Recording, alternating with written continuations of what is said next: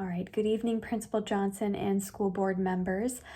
For those who do not know me, my name is Ms. Graleski. I am a teacher here at East Lansing Public Elementary School. Now, I'd like to start off this video by saying that I'm making this presentation to garner support in the fight for technological equity.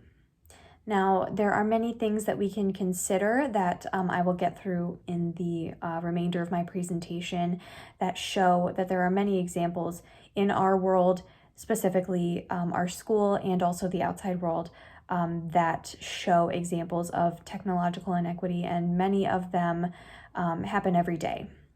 So my classroom contains a lot of urban students, and many of these students don't have access to a reliable internet source.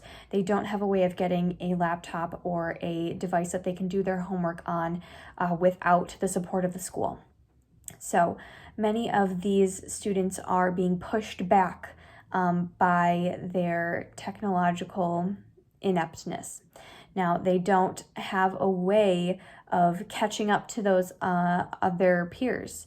And I've seen this many times. And I've also seen it's easy to talk about STEM in talking about technological inequity because it is such a big part of technology, STEM. So science, technology, engineering, math, those things.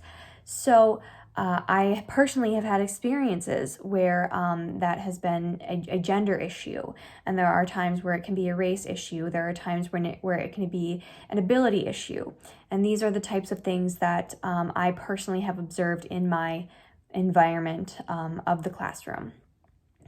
And to get a little bit into them, not too much, like I said, because there will be a lot more statistical evidence in the rest of my presentation.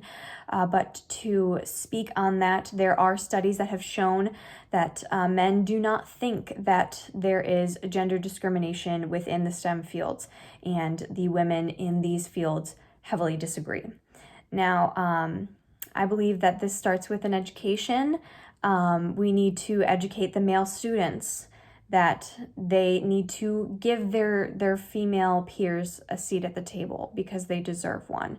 And that is what I'm going to be starting in my classroom, advocating for them, because I've had personal experiences. When I was in elementary school, the younger girls who liked STEM activities, they were not celebrated. They were labeled as strange. And that needs to change because women occupy over half the workforce at this point. So they're deterring them from STEM fields deters growth in STEM fields. So there are multiple programs that I have seen, like Girls Who Code, STEM Like a Girl, Girl Develop It. I talk a little bit about these in my presentation, but that is what I'm going to be implementing with your support in my classroom. In terms of race, there was recently a strike to protest racial discrimination in the STEM fields. We all know that it exists. That is no secret. It has existed, and it will continue to exist if we don't do something about it now and start it young in the classrooms. So this goes hand in hand with my ability proposition. The students with special needs and disabilities are practically invisible in STEM fields and technology. They are at a disadvantage, especially with the pandemic. Everything being online, it greatly disadvantages the students with special needs. They need routine, and now that they have gotten into the routine of online and it is becoming more in-person and more hybrid, this is also creating a disadvantage for them. Consistency is key for them. And it has really shown, as you can see, I mentioned an article that explains this in my presentation as well. So going hand in hand with the race and the ability, I propose that we create an organization for these minorities in STEM within our school.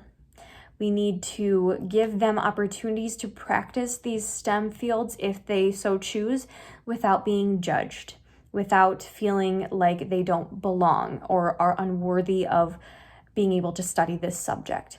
And this organization does not have a name yet. It has not reached its full potential, because I'm asking here for support in funds and in resources.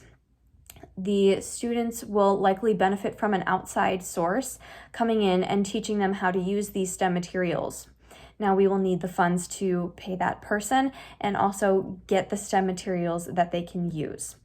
And this is what I need support with. I need support with the funds, and I also need emotional support, because to these students, their whole life could change. Their whole trajectory of their career could change, because they are now being encouraged to do those advanced academic endeavors.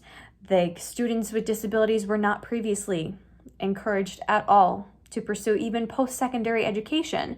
And so giving them that further step that yes, they can be represented and they can be in the STEM fields. Now, one of my final thought is going to be the last specific thing that I am doing in my classroom to promote STEM and specifically minorities in STEM is to focus on a new figure in STEM, specifically minority, a woman, a person of color, a person with a disability that has succeeded in STEM. Because once we know that these people can look like us, the people of color, the women, the people with disabilities, once they understand that people in STEM can look like them, they will be encouraged. They will feel more worthy. So my personal opinion is that we will be focusing on a new figure in STEM every week.